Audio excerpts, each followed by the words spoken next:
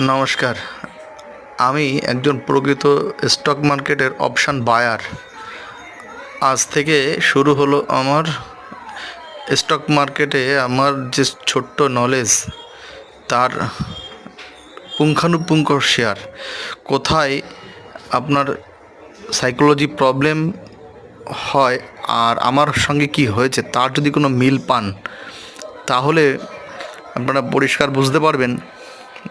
এবং আমার যতটুকু নলেজ আপনাদের কমেন্টের উত্তর দেওয়ার চেষ্টা করব। স্টক মার্কেটে সবথেকে বড় ব্যাপারটা হলো সাইকোলজি। কি করে সাইকোলজি কন্ট্রোল করবেন? যেগুলো ভিডিও দেখেন আপনারা বা শিখেছেন, ম্যাক্সিমামটাই সব ভুল। তবে এই ভুলটাকে শুধরে নিয়ে শিখতে পারলেই আপনি সঠিক রাস্তায় যেতে পারবেন। ধন্যবাদ।